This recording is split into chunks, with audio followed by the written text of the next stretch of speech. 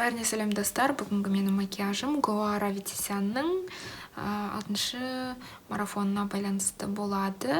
Бүгін біз «Холодное сердце» деген мультиктің басты кейіпкері Эльзаның макияжын жасайтын боламыз.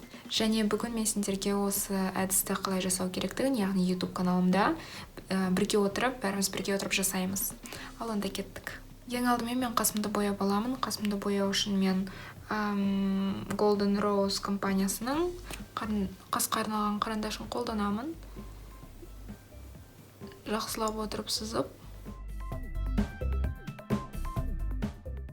Қасты жай ғана кәдімгі өзіміз қалай бояймыз, сол сияқты, бірақ біраз қаттырақ қылып бояймыз. Яғни бүгінгі менің видеомда мен сендерге жалпы жаңағы Эльзаның паригін киіп сондай болмаймын. Мен сендерге жай ғана мысалға выпускной келе жатыр, тойлар болады. Құдай бұйырса, коронавирус бітсе, тойлар басталады. Сол кезде тойға арнап сіздер макияжды өздеріңіз жасай алатындай қылып, сол үшін мен осындай жасауды ұйғардым. Қасымызды бояп болдық. Енді келесі мен The One брендінен, Oriflame компаниясының сұйық күңгірт бояуларын қолданып, осы қасымның астын, яғни көзімнің маңайын жаңағы ағартамын. Сол ағартқан уақытта қастың да макияжы әдемі болып шығады, және жаңадан осы тени, осы бояуларды жаққан кезде олар әдемі болып түседі. Ең бастысы бізге осы аралықты ғана ағарту керек. Көздің айналысына тиісудің қажеті жоқ. Мына бояуды қатты алудың, көп алудың қажеті жоқ, яғни ол өте көпке жетеді. Менде уже, по-моему, жарты жылдан асып кетті. Өте ыңғайлы, жақсы жағылады, және көрдіңіздер ме, қалай жақсы пигментность дейді. Пигментность өте жақсы тень.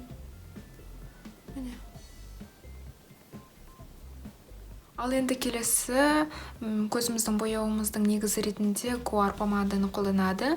Мен бүгінгі қолданатыным ол Flormar компаниясынан Silk Matte сұйық ерін бояуын қолданамын. Жаңағы мына помаданы ақырындап көзіміздің үстіңгі қабатына жағып, сосын оны межелерін тегістеп, әдемілеп жағып шығамын. Міне, көздеріңізді әдейі айнаға қарап тұрғанда әрдайым қарап отырасыздар. Межелерін бүкіл қай жерге дейін шығу керек. Біздің помадамыз, яғни ерін бояуы, ол осындай қатты шығудың қажеті жоқ. Бұны шығарып жатқанда, бірақ басқа бояулармен ары қарай үстіне көтеретінімізді ұмытпаймыз. Сондықтан осындай күйде қалдырамыз. Ары қарай Goar бұның бәріне, енді міне көрдіңіздер, сұйық болып қалып тұрады ғой, соған осындай қызыл түсті жағамыз. Ол қызыл түсті тоже жағады.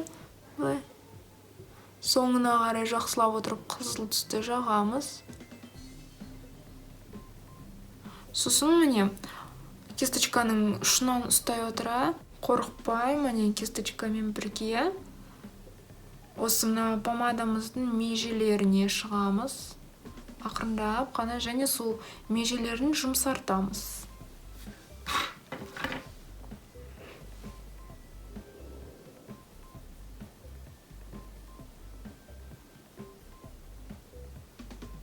Керек болса, бұлай басты қисайтып қойға болады. Сол қисайтқан кезде жақсырақ көрінеді, қай жерге түсу керектігі. Қорықпай, қасқа дейін жеткізе береміз. Ал енді келесі, ол біраз ашықтау түсті қолданамыз. Мына жерден қызыл түсті ортасына жағамыз.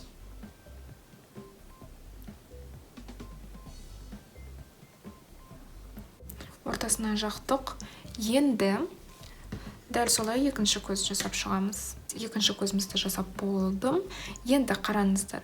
Ары қарай мына көздің сыртқы бұрышына мен көк түсті қосамын. Яғни жаңағы Эльзаның макияжына қараған кезде ода біраз көктің түстері ойнайды, сондықтан көздің шет жағына көк түсті ақырындап жағамын. Міне қасты көтеріп қойып, мына көк түсті ары қарай жаға беруге болады. Міне жерге дейін. Байқадыңыздар ма? Енді келесі осы түстерді біраз тереңдету үшін қара түсті қосамыз. Қара түсті мен Douglas палеткамнан мындай кисточканы қолдана отыра көздің ішіне ғана жағамын. Кисточканы көздің шетін жаққанда кисточканы қатты былай жағуға болмайды. Ақырындап қана бір орында міне зигзаг іс-әрекеттермен қозғаламыз. Қара түспен жұмыс жасағанда өте қатты және жылдам іс-әрекеттердің қажеті жоқ. Ондай іс-әрекет жасайтын болсаңдар, онда бүкіл макияжды құртып жіберуге болады. Сондықтан асықпай, ақырындап, байқап қара түсті салып отырамыз. Ал енді мен бұдан қарап отыра, мен тағы да біраз сондай фиолетовый түсті қосқым келіп кетті. Яғни бургунди такой мындай оттенокті мен ортасына салып жіберемін қазір. Так, аламыз. Көздің ішіне негізі мына көк түсті қосып жібергім келіп тұр, бірақ қорқып тұрмын, ол басқа болып кете ме деп, бірақ енді қосып көрейік.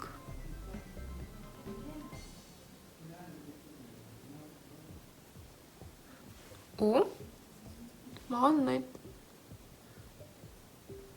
Көк түспен сондай балғын эффект беріліп тұр.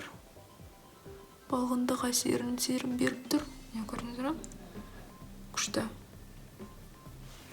Жарайды, оны қазір енді алдыңғы видеоларда жасаймыз.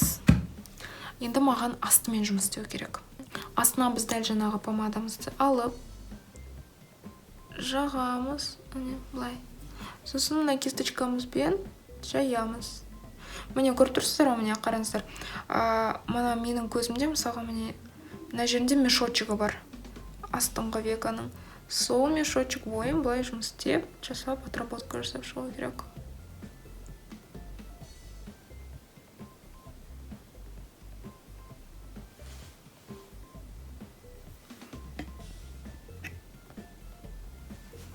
Сіздерге жақынырақ көрінсін деп жасап қояйын.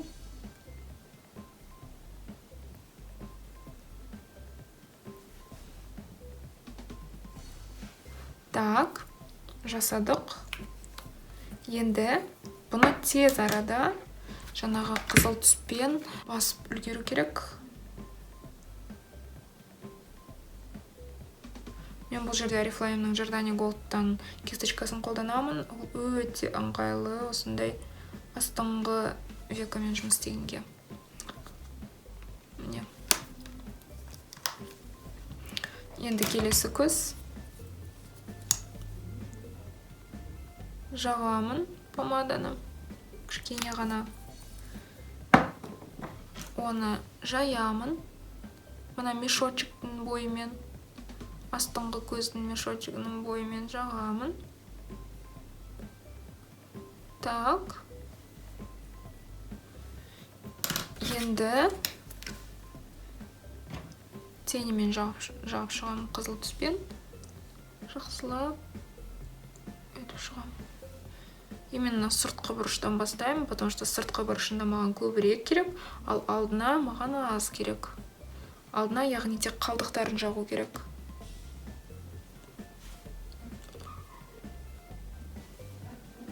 Ал енді келесі бізге қара түс керек. Қара түсті мен Real Techniques пен қара түсті қолданамын. ақырындап кірпіктің бойына өте жақын қылып жағып шығамын. Сосын мына арасындағы астыңғы және үстіңгі кірпік бойын қосуды ұмытпаймыз.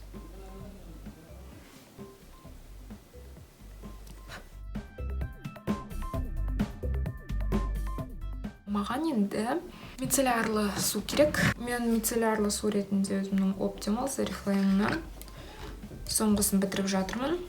Соны қолданамын. Сосын бұлай ақырындап, міне көздің дәл жанынан өтіп, қорықпай бұлай кетіріп шығамын.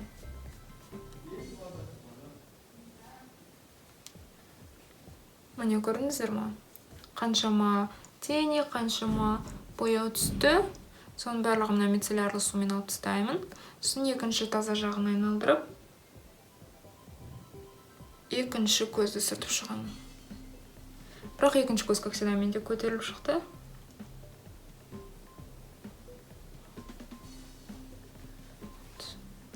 Көрдіңіздер ме? Міне осындай тазарту әдістері бар. Яғни бояудың артығын тазарту. Енді бізге көзімізге, қараңыздар, міне тек қана тени тұр. Бұл тениға біраз сондай глубина жетіспейді. Сондықтан сол глубинаны қосу үшін қазір менің мынандай сүйікті қара түсті гелевый карандашым бар, The One.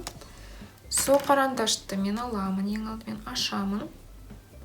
Сосын осындай шығарып болған соң біраз қолыма сызамын. Қолыма сызып, на карандашты біраз жұқартамын. Сосын келесі енді көзімнің астына, көзімнің үстіне жағып шығамын. Бұлай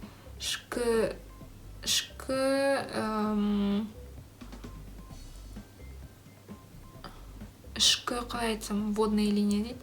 Соған жағып шығамын. Бұны жаққанда ешқандай қорқынышты заты жоқ. Астын жаққанда бұл астына қарап отырасыңдар, ал үстін жаққанда бұл үстіне қарап.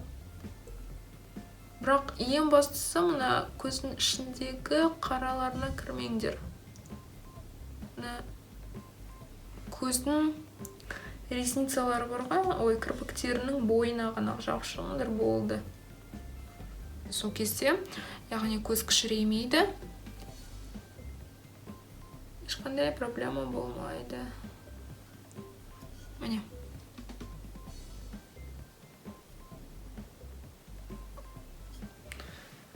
Міне екі көзді салыстыратын болса, екі көздің қайсысында тереңдік бар. Келесі бізде жаңағы айтқаным бойынша көздің ішкі бұрышына көк түсті қосамыз. Әдемі болады сонда. Ол үшін мен жаңағы мына палитрадан осындай әдемі көк түсті аламын.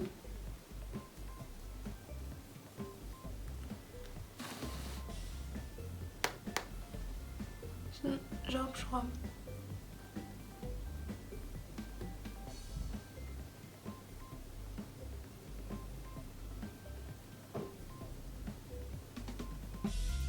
Ал енді келесі біздің тон жасау керек.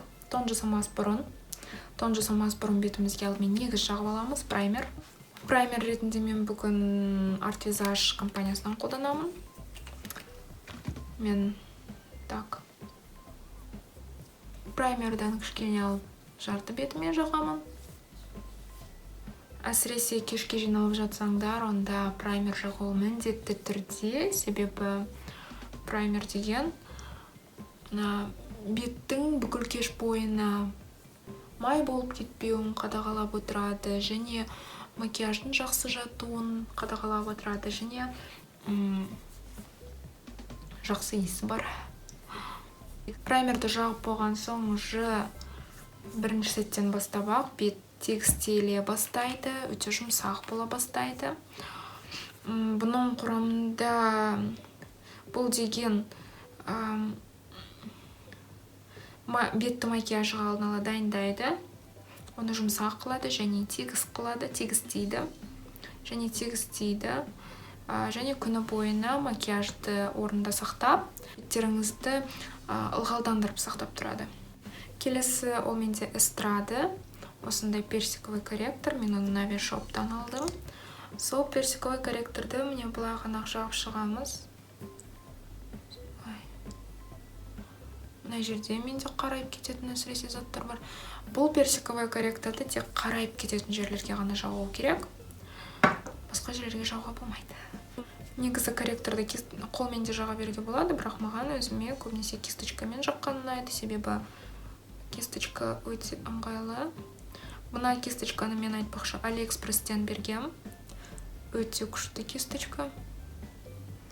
Мына осындай консилер, корректорларды жағуға өте жақсы.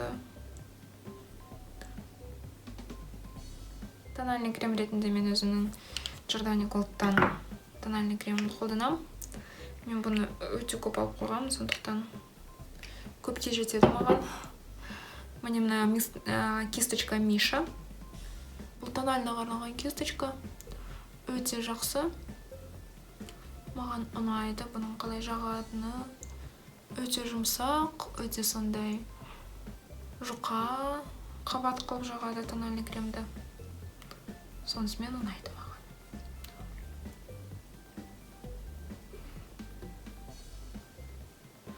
Егер сіздерде менің сияқты пораларыңыз қатты ашық болатын болса, бұлай айналдырып жүрген жөн.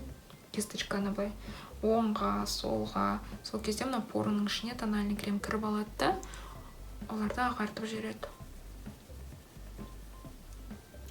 Сол кезде визуально пораларыңыздың бәрі жабылып қалады.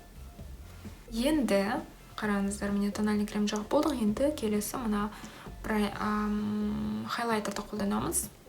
Менде ол сұйық хайлайтер Oriflame The One. Оны да ең алдымен қолға жағам. Міне. Көрдіңдер ма? Вот. Сосын қолымен бұлай жаямын. Жайған соң кисточкаммен, жаңа тональный крем жаққан кисточкаммен кішкене біразын ғана аламын. Соны бетімнің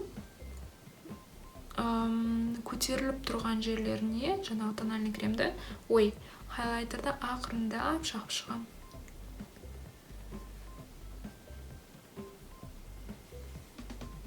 Міне. Білмеймін, бірақ қыз байқалма жоқ па.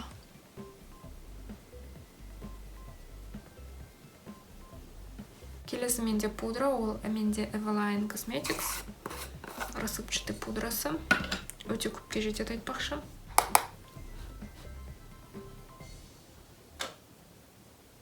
Көзімнің алдына, мұрын маңайына жақсырақ жағып шығамын.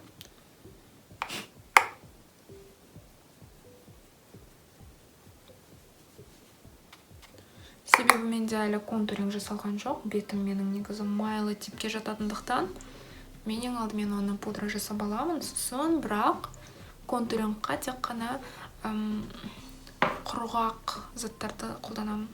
Контурингті біз мына Faberlic'тан Glam Glow палеткасымен, Glam Team палеткасымен жасаймын.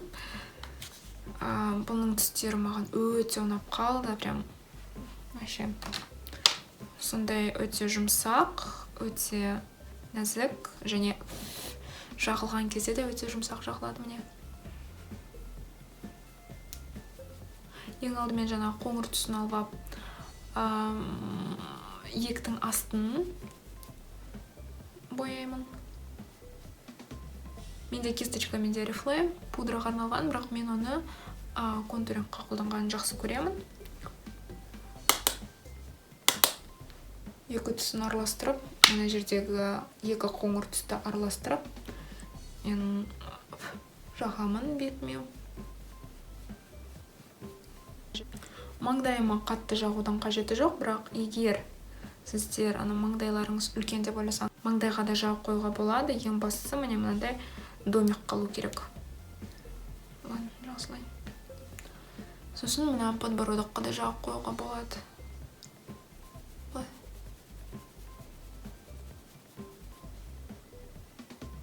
Мен румянаны арнайы кисточкамен жағамын. Дәл осы палеткадан міне мындай түсті алып күлемін да тек міне алмаларына ғана жағып шығамын румянаны. Себебі Эльза деген ол біраз суық жерде тұратындықтан бізге сондай суық беретін сондай әдемі румяна керек, көбірек. Міне мына жерге де жаға берсеңіздер болады. Міне видите, яблочко, алмасы. Осы алмасын бәрін жаға беруге болады негізі.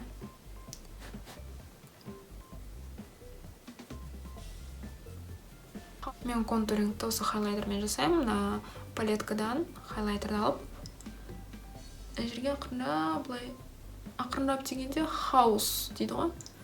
Қатты сол үшін уайымдамай міне палеткамен, кисточкамен жағып шығамын.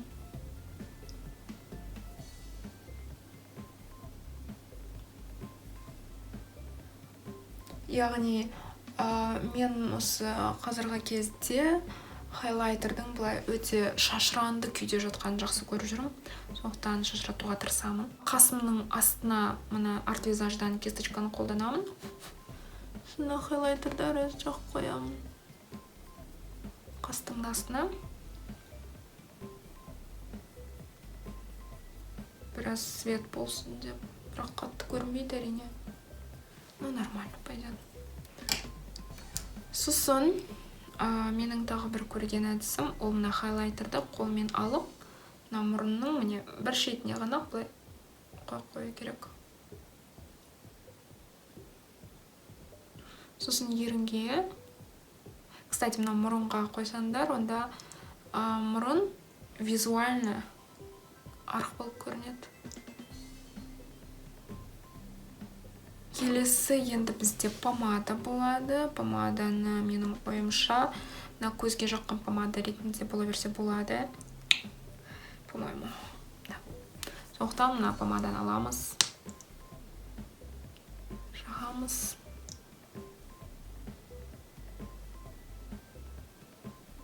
Қолмен добиваем.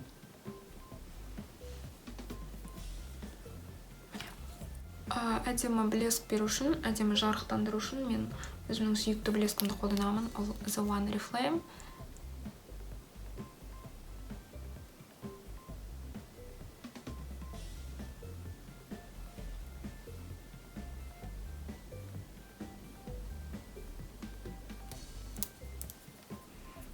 Көзге негізі кірпік жабыстыруға болады, бірақ менің де клей бітіп қалды, сондықтан мен жай ғана Giordani Gold'дан тушымды жағамын. Тушты жағу жайында мәлімет керек болса, менің осыдан 2 видео бұрын менің видеоларым арасында бар. Тушты қалай жағу жайында сол видеоны қарап, соны өздеріңіз асықпай жаға берсеңіздер болады. Бірінші қабатымыз кеуіп жатқанша, мына кисточкамызды алып, жаңағы мына межелерін жұмсартып шығу керек бізге. Әйтпесе ол тым қатты болып кеткен болып тұр. Сол екінші қабатты жағамыз.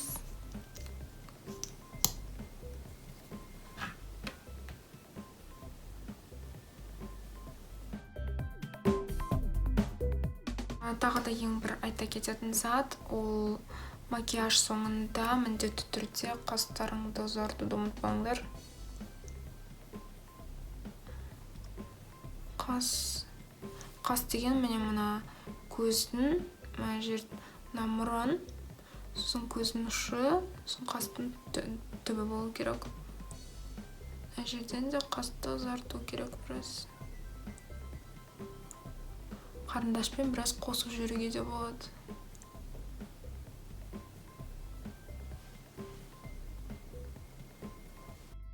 Осымен бейнебаян аяғына жетіп қалды. Бүгін біз Эльзаның макияжын жасадық. Барлықтарыңызға, назарларыңызға рахмет. Келесі видеоларда кездескенше сау болыңыздар.